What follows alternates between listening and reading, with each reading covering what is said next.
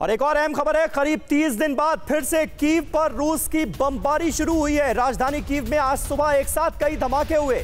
रूसी सेना ने कीव पर ताबड़तोड़ मिसाइलें दागी हैं। कीव के डोनेस्की और निप्रोवस्की पर मिसाइल अटैक हुआ है। कीव के मेयर विटाली क्लिट्स्को ने यह जानकारी खुद दी है। यानी राजधानी कीव को एक बार फिर रूस की तरफ से बनाया गया है निशाना।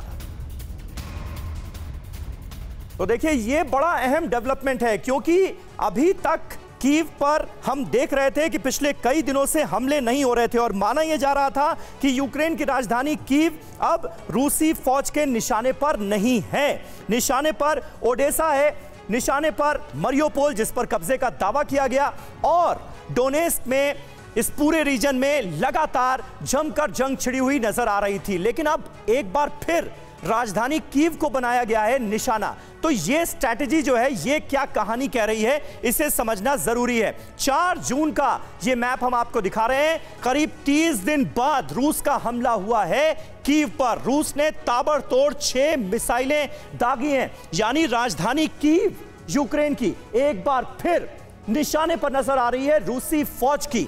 अब इसके पीछे क्या मंशा है, क्या रणनीति है, यह हम समझने की कोशिश करेंगे अपने खास मेहमानों से भी। 24 फरवरी के पहले यह रूसी नियंत्रण में थी। यूक्रेन के जवाबी हमले का इसे दावा माना जा रहा है। रूस के कब्जे का इस पर दावा किया गया। यह देखिए कीव, यहां है खार्किव, इसके बाद नोवोपिल, डोनेस्क, चेरवोने, माइकोलेव, क्रीमिया। यानी ये जो पूरा इलाका है, यही बार बार कहा जा रहा है, अंदेशा जताया जा रहा है कि यूक्रेन को 2 हिस्सों में तोड़ने की तैयारी है, तकसीम करने की तैयारी है, और उसमें बहुत हद तक सफल भी हुए हैं पुतिन अपनी स्ट्रैटेजी में। यह माना जा रहा है क्योंकि मरियोपोल पर कब्जे का दावा किया गया है। तो क्या यूक्रेन 2 हिस्सों में टूटने वाला है?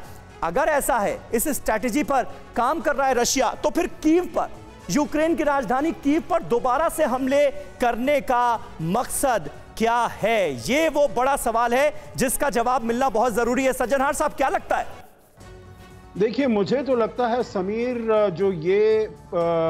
जो रशियन फोर्सेस का है, रशियन आर्मी का है, उनका डेस्परेशन और उनका फ्रस्ट्रेशन दर्शाता है। हाँ। जो वो अपने ऑब्जेक्टिव्स और जगह पर नहीं पूरे कर पा रहे हैं, तो इसीलिए उसके ऊपर अटैक कर रहे हैं। आपको याद होगा समीर, जब UN secretary general Antonio Guterres यहां पर विजिट कर रहे थे, कीव में विजिट कर रहे थे, तब भी यहां पर मिसाइलें दागी गई थी, और तब भी यहां पर रेजिडेंशियल अपार्टमेंट्स के ऊपर, और वहां पर मौत भी हुई थी। एक रेडियो फ्री यूरोप की कोई जर्नलिस्ट थी, उनकी वहां पर मौत हुई थी, अपने घर में मौत हुई थी। तो इसीलिए ये भी कहना जो रूस का, जो हम रिहायशी इलाकों पर नहीं कर रहे हैं, हम स्कूलों पर नहीं कर रहे हैं, हम और जगह पर नहीं कर रहे हैं, केवल हम जो स्ट्रेटेजिक एसेट्स हैं उनके ऊपर हम हमला कर रहे हैं, वो भी ठीक बात नहीं है। और मैं समझता हूं, जो आपके प्रश्न का मैं उत्तर दूं, तो मेरे विचार से वो बहुत ही डेस्परेशन है उनमें, जो अब उनको समझ नहीं आ रहा। ठीक है थापर साहब, जल्दी से इसी सवाल का जवाब आपसे चाहूंगा। क्या आपको लग रहा है कि पुतिन की हताशा का नतीजा है कीव पर दोबारा हमले?